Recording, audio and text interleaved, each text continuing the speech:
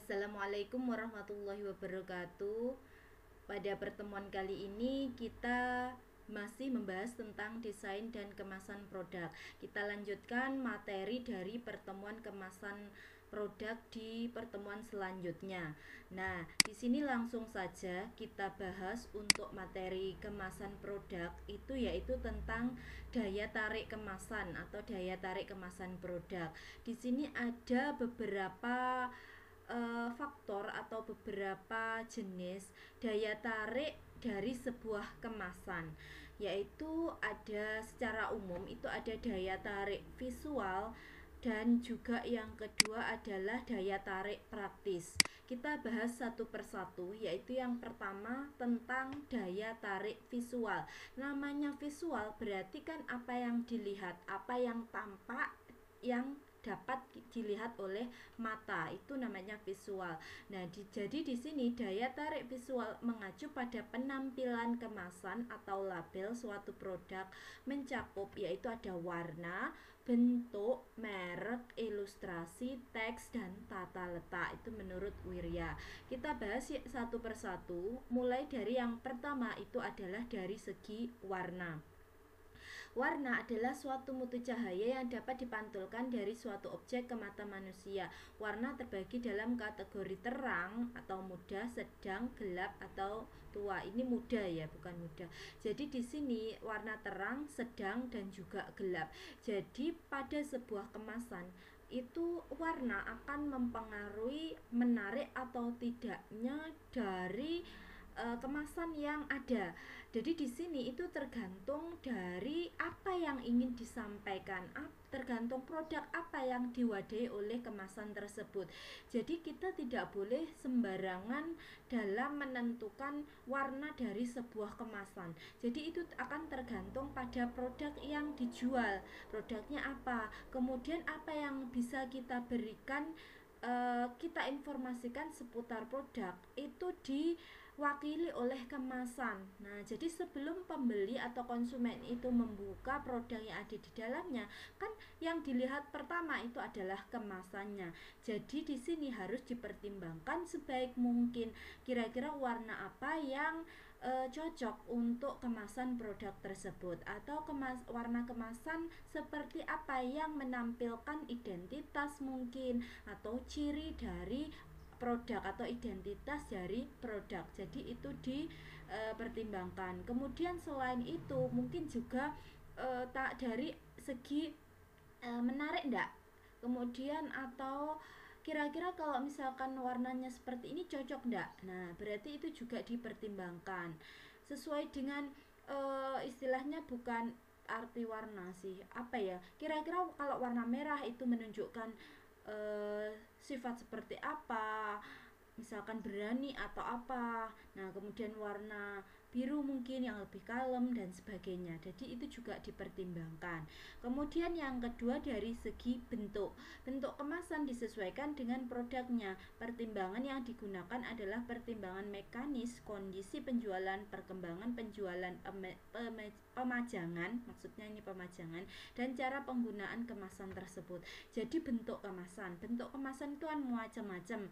Ada mungkin dia dalam bentuk botol seperti misalkan mewadahi bahan yang bersifat cair misalkan, atau juga dalam bentuk plastik misalkan untuk mewadahi sabun, atau mungkin mewadahi snack dan sebagainya, atau mungkin dia dalam bentuk standing pouch yang bisa tegak berdiri. Jadi kalau plastik seperti misalkan sabun atau mungkin apa itu kan sulit untuk berdiri, atau snack yang biasa itu.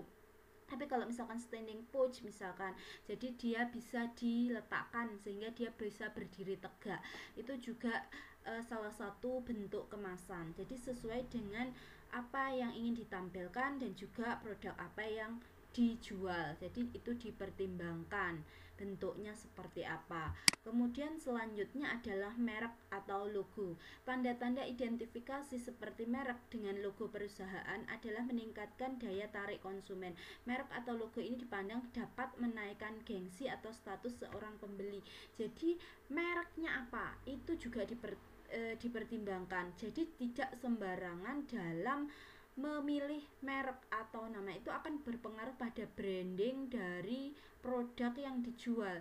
Misalkan kalau produk seperti ini kok namanya seperti itu kan nggak cocok misalkan. Nah kalau misalkan produk Hitela, mungkin snack Hitela, itu berarti kan branding yang menunjukkan bahwa produknya itu kan keripik yang terbuat dari ketela misalkan.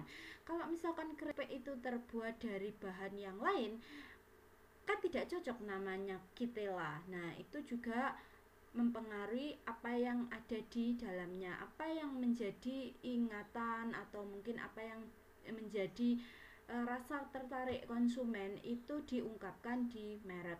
Kemudian logo, kalau kita sudah menentukan mereknya seperti apa, biasanya kadang ada logonya. Nah, logonya seperti apa? Maka di sini juga harus dipertimbangkan. Logonya itu sebisa mungkin itu simple, biasanya simple, mudah diingat. Nah, itu logo. Terus kemudian sesuai dengan mereknya itu yang pasti. Jadi itu adalah contoh daya tarik yang mempengaruhi daya tarik. Kemudian yang selanjutnya adalah ilustrasi, merupakan alat komunikasi sebuah kemasan bahasa universal yang dapat menembus rintangan perbedaan bahasa. Ilustrasi ini termasuk fotografi dan gambar-gambar untuk menarik konsumen. Biasanya di dalam kemasan snack, di bagian luarnya itu kan banyak terdapat gambar-gambar.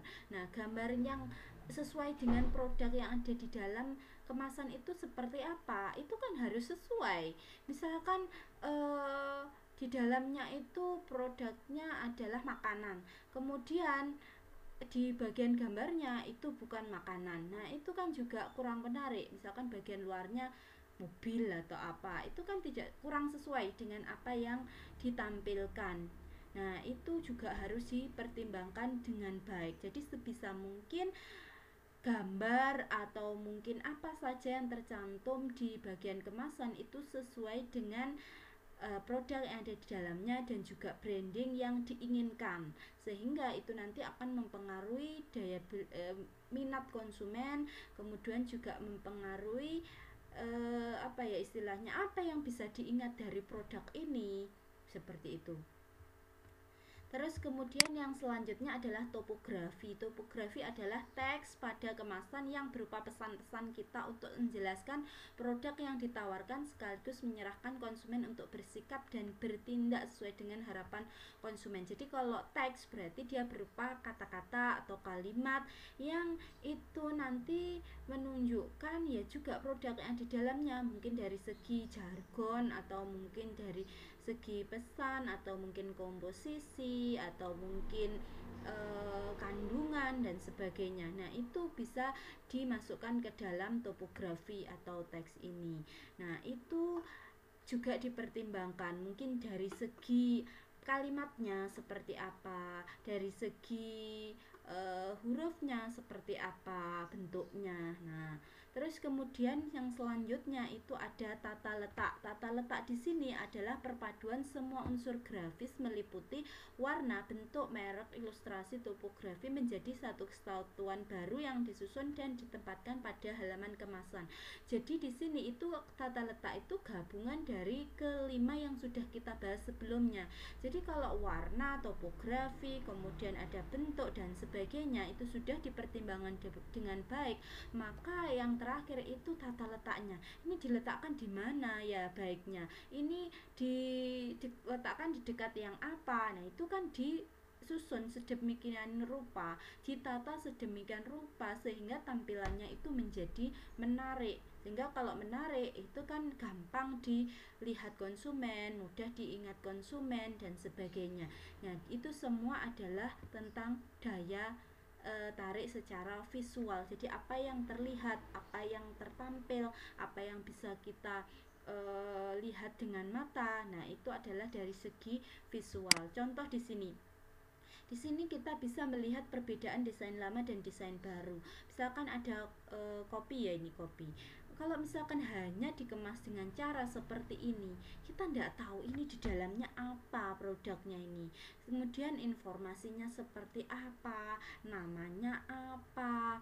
Nah, itu ini yang mungkin bisa kita lihat itu hanya dipertimbangkan dari segi bentuk. Dia bentuknya standing pose, dia bisa berdiri. Nah, kalau atau mungkin juga warnanya cukup girly, nah seperti itu.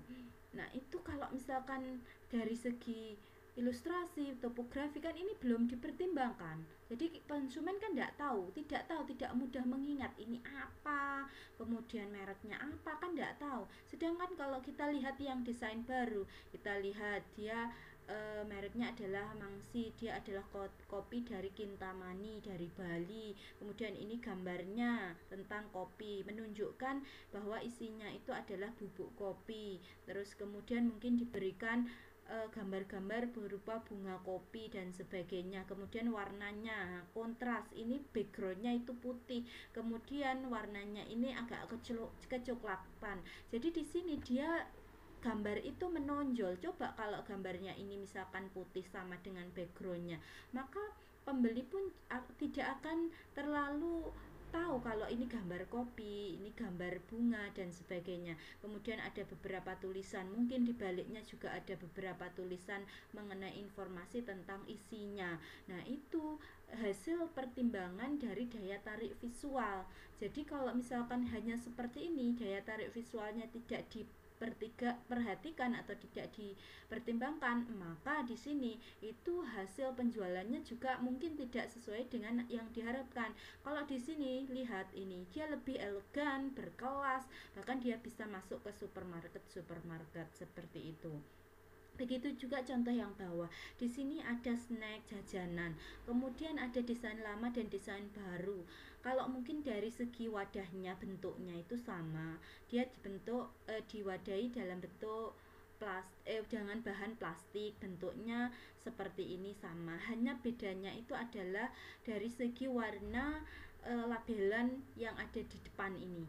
Kalau ini kan warnanya cenderung kurang jreng ya, tapi kalau coba yang ini, dia warnanya kan jreng, kelihatan, kemudian dia lebih besar bentuknya, itu dia lebih mudah dilihat, lebih mudah diingat oleh konsumen daripada yang desain lama. Jadi dia lebih menarik untuk desain yang baru. Itu hasil pertimbangan tentunya, karena biasanya juga dari segi desain kemasan itu mengalami proses atau evolusi, sehingga sebuah produsen itu tahu, oh kira-kira kelemahannya, oh kira-kira yang belum menarik dari kemasan saya itu apa. Itu kan hasil evaluasi. Kemudian kalau misalkan sudah dievaluasi apakah nanti bisa meningkatkan penjualan, maka dieksekusi menjadi desain yang baru. Nah itu adalah contoh daya tarik secara visual.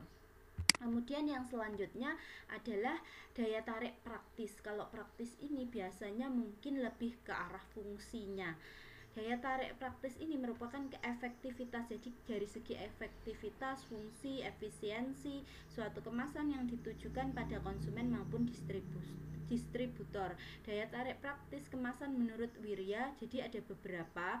Jadi dari segi efektif atau fungsi atau efisiensi, nah seperti itu kalau daya tarik praktis. Kita tidak boleh hanya melihat dari segi tampilan secara visual saja, tetapi juga dari segi fungsi, dari segi keefektivitas dari sebuah kemasan. Nah, yang pertama adalah kemasan yang dapat menjamin dapat melindungi produk. Percuma kalau tampilannya bagus, menarik, tapi dia tidak bisa melindungi produk. Sama seperti yang ini, dia bisa melindungi produk, tapi kalau misalkan tampilannya kurang menarik juga kurang bisa menjual. Nah, jadi dua faktor itu harus semuanya diperhatikan, mulai dari bentuk tampilan dan juga ada dari segi fungsinya.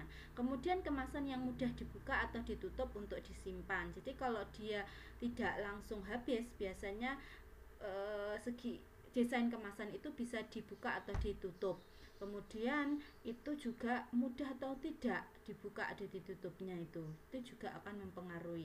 Kemasan dengan porsi yang sesuai.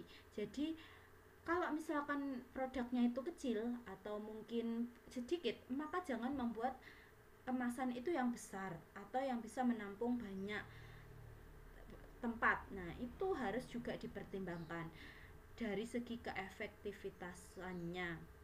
Kemudian kemasan yang dapat digunakan kembali. Jadi di sini sebisa mungkin kalau mungkin kita bisa membuat kemasan yang bisa dipakai ulang, tidak sekali pakai. Karena kalau kita lihat misalkan dari segi bahan plastik, sekarang sudah banyak produk yang berbahan kemasan itu plastik, sehingga plastik itu kan tidak bisa uraikan oleh bakteri, maka di sini biasanya itu didaur ulang. Nah, itu juga bisa dipertimbangkan. Kemasan yang mudah dibawa, kemudian dipegang dan juga dijinjing, itu akan mempengaruhi bagaimana seseorang itu membawa, kemudian mendistribusikan dari satu tempat ke tempat yang lain, itu juga diperhatikan. Kemudian ada juga kemasan yang memudahkan pemakaian dalam menghabiskan dan mengisinya kembali atau diisi ulang. Jadi ini dibuat bagaimana caranya mudah. Nah, ini dari segi efektivitasnya, dari segi efisiensinya, dari segi fungsinya. Jadi dua daya tarik itu harus diperhatikan, tidak hanya dari segi tampilan tetapi juga dari segi fungsinya. Tidak hanya dari segi visualnya tetapi juga dari segi ergonomisnya. Terus kemudian yang selanjutnya itu adalah syarat kemasan. Menurut Winardi, yang perlu diperhatikan dalam hubungannya dengan pengemasan adalah yang pertama, dari sejumlah besar bahan kemasan yang tersedia, manakah yang paling baik digunakan. Jadi itu istilahnya di sini itu adalah apa yang sekiranya bisa dipertimbangkan sebelum kita membuat kemasan, yaitu yang pertama adalah bahannya. Jadi bahan apa yang paling baik, bahan apa yang paling cocok, bahan apa yang bisa menonjolkan wajah produk yang dihasilkan, itu dipertimbangkan. Kemudian yang kedua yang dipertimbangkan syaratnya adalah warna, desain, bentuk, ukurannya itu seperti apa yang cocok, yang bagus itu seperti apa. Nah, itu juga bisa dipertimbangkan. Kemudian rancangan sebuah kemasan yang dapat mempermudah penggunaan produk oleh konsumen. Jadi kira-kira desainnya, rancangannya itu seperti apa. Kemudian selanjutnya, apakah dapat dirancang sebuah kemasan dilihat dari fungsi sehingga kemasan itu dapat dipakai untuk tujuan lain setelah barang yang ada di dalamnya itu habis dikonsumsi. Jadi bisa dipertimbangkan apakah kemasan itu bisa dimungkinkan untuk digunakan kembali atau bisa digunakan untuk dipakai berulang kali sehingga meminimalkan sampah seperti itu. Sekarang kan banyak gerakan untuk meminimalkan sampah, sehingga produsen pun kalau bisa juga mendukung gerakan untuk peminimalan sampah, terutama sampah yang tidak bisa diuraikan. Terus kemudian pertimbangan perancangan kemasan untuk momen tertentu, misalkan untuk hadiah ulang tahun dan momen tertentu yang lain. Jadi ada kalanya sebuah produk itu dijual secara khusus dalam peringatan hari tertentu. Jadi ini mungkin berbeda dengan hari-hari yang lain. Mungkin ada tambahan dari segi tampilan atau dari segi banyaknya produk atau dari segi yang lain. Jadi di sini bisa juga dipertimbangkan. Kalau nanti misalkan di hari-hari tertentu ingin memberikan sesuatu yang spesial, maka kira-kira apa yang bisa dimodifikasi dari kemasan yang sudah ada tanpa mengubah ciri khas atau tanpa mengubah istilahnya apa ya, tanpa mengubah karakteristik dari kemasan produk tersebut. Kemudian selanjutnya di sini yang terakhir itu adalah etika kemasan. Dalam menentukan kebijakan dalam pengemasan suatu produk, produsen hendaknya memperhatikan etika kemasan pemasaran McCarthy, yaitu dengan membuat kemasan yang dapat dipertanggungjawabkan secara sosial. Misalkan dengan membuat kemasan yang dapat didaur ulang atau kemasan yang dapat dipakai kembali sehingga tidak merusak lingkungan. Nah, perlu kita ketahui bahwa sekarang ini bumi kita itu kan penuh dengan sampah, terutama sampah dari bahan plastik dan sebagainya. Nah, itu sebagai seorang produsen yang peduli lingkungan misalkan, kita bisa mempertimbangkan bahan-bahan kemasan yang ramah lingkungan, atau mungkin hasil daur ulang itu juga bisa. Sekarang banyak beberapa produk yang itu dibuat dari bahan daur ulang. Nah, itu juga bisa dipertimbangkan. Jadi etika kemasan itu dapat dipertanggungjawabkan secara sosial. Kemudian selain itu, produsen dalam kemasan harus mencantumkan tanggal kadaluarsa untuk produk tersebut, biasanya yang dalam bentuk makanan atau minuman atau mungkin kosmetik seperti itu. Jadi kira-kira yang kalau misalkan dia punya batas, maka dicantumkan tanggal kadaluarsanya. Itu penting untuk konsumen. Jadi kalau tidak ada tanggal kadaluarsanya, itu akan diragukan oleh konsumen, sehingga tentu akan mempengaruhi penjualan dan rasa ketertarikan dari konsumen. Agar konsumen tidak dirugikan oleh barang-barang yang tidak ia perlukan dan berbahaya bagi merek, dan perlu juga dicantumkan tentang informasi harga barang tersebut pada produk konsumen. Bisa juga mungkin ini hanya beberapa, saya hanya menjumpai misalkan produk-produk contoh misalkan sari roti atau mungkin roti-roti seperti paroti dan sebagainya, itu yang ada harganya. Itu mungkin tidak wajib, tapi kalau dikasih pun juga bagus. Karena apa? Karena biasanya harga itu setiap periode itu terkadang berubah. Jadi sesuai dengan istilahnya apa ya, banyak faktor yang akan mempengaruhi harga dari sebuah produk. Nah, itu akan juga berbeda dari suatu masa ke masa yang lain atau dari periode ke periode yang lain. Mungkin faktor yang dipertimbangkan dari sebuah produsen ketika dia tidak mencantumkan harga itu mungkin seperti itu. Jadi karena harga itu kan dinamis, ditentukan oleh pasar, faktor-faktornya banyak untuk kita itu menentukan harganya segini. Itu kan juga banyak faktor yang melatar belakangi, sehingga di sini produsen itu hanya beberapa saja mungkin yang mencantumkan harga, tapi kalaupun dicantumkan itu juga baik, sehingga konsumen itu memperoleh informasi berapa harganya. Kalaupun tidak dicantumkan, biasanya kan di bagian lemarinya di supermarket atau di toko-toko itu ada harganya. Nah, yang penting untuk makanan, minuman, kosmetik dan sebagainya itu ada tanggal kadaluarsanya. Itu untuk informasi tambahan yang bermanfaat untuk konsumen, dan konsumen itu tidak akan dirugikan ketika membeli produk tersebut. Jadi itu adalah contoh misalkan tentang kemasan. Jadi apa yang saya sampaikan hari ini silahkan dipelajari, dipahami, sehingga kalian tahu, oh kalau kemasan itu tidak sembarangan. Produsen itu mendesain kemasan itu penuh pertimbangan, banyak sekali faktor yang dipertimbangkan, sehingga di sini itu akan menghasilkan kemasan yang bagus yang juga akan mendukung penjualan produk yang dihasilkan. Mungkin itu untuk pertemuan kali ini. Terima kasih. Sekian dari saya, semoga bermanfaat. Saya akhiri, wassalamualaikum warahmatullahi wabarakatuh.